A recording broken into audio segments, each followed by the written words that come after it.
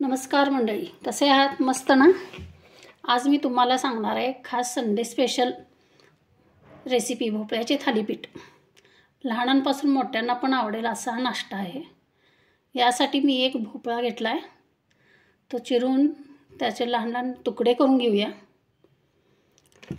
भोपळ्याचे बिया पण बाजूला काढून घेऊया। बियामध्ये भरपूर विटॅमिन्स असल्यामुळे आपण त्याचा ड्रायफ्रूट्स म्हणून वापर करू शकतो। त्यासाठी या बिया आपण उन्हामध्ये वाळवून ठेवू शकता। आता आपण भोपळ्याचे छोटे छोटे तुकडे करून घेऊया। असे लहान लहान काप करून घ्यायचे। आता ते किसूया। भोपळा चांगला किसून घ्यायचा। आता मी भोपळा किसून घेतलाय। भोपळा किसून घेतलेला आहे। एक गड्डा लसूण घेतलाय, कोथिंबीर, कांदा चिरून घेतलाय आणि थालीपीठाचं माझे मिक्स पीठ आहे, ते मी मिक्स पीठ घेतले। आता आपण भोपळा घालूया। भोपळ्यामध्ये पाण्याचं प्रमाण भरपूर असतं, त्यामुळे आपल्याला मळताना काय जास्त पाणी वगैरे घ्यायला लागणार नाही। तरी पण लागलं तर आपण थोडंसं पाणी त्यात घालूया। आता आपण त्याच्यामध्ये गहू, ज्वारी, बेसन, तांदूळ असं माझं मिक्स पीठ आहे। हे नसलं तर तुम्ही प्रत्येकाचं एक एक वाटी पीठ घेतलं तरी पण चालतंय। माझ्याकडे आहे म्हणून मी ते घेतले।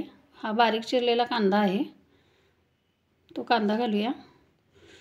आता आपण ते लसूण ठेचून घेतलाय तो घालूया। कोथिंबीर घालूया।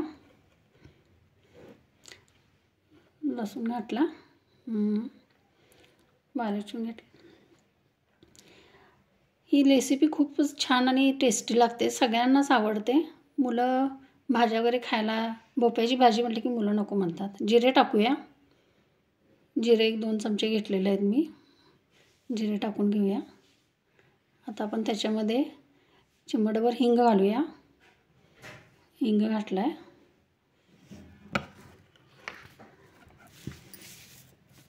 आता आपण त्याच्यामध्ये हळद पूड घालूया।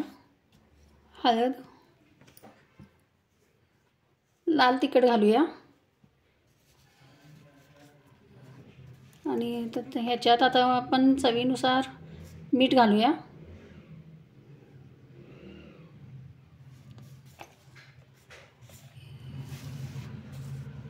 हे सर्व मिश्रण मी आता चांगलं एकजीव करून घेतोय। जरासं लागलं तर आपण ते पाणी पण थोडंसं घालूया। लागलं तर पाणी घालायचं, थोडंसं पाणी लागणार वाटतं मला। आपण ह्याच्यामध्ये जरासं पाणी घालूया। थोडंसं पाणी घालूया आपण। पाणी घालून जरा चांगलं मळून घ्यायचं। घट्ट असं गोळा करून घ्यायचा चांगला पिठाचा। तुम्ही माझ्या चॅनलला सबस्क्राईब केला नसाल तर नक्कीच सबस्क्राईब करा। हे बघा मी चांगलं मळून आता घेतलेलं आहे। थोडंसं सैलसरच मळून घ्यायचं म्हणजे थालीपीठ चांगलं भाजतात। तवा पहिल्यांदा गॅसवर ठेवून तो तापायला ठेवूया। इकडं थालीपीठ आता थापाय घेऊया आपण।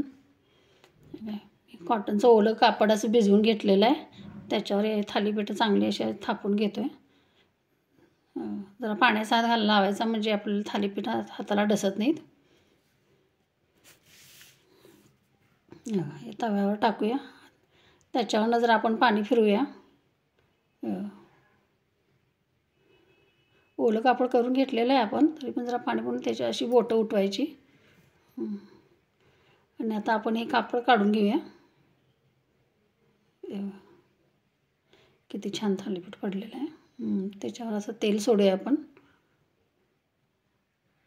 पूर्ण ते होल केल्यामुळे आतून पण तेल व्यवस्थित जाते आणि छान थालीपीठ भाजून निघतात।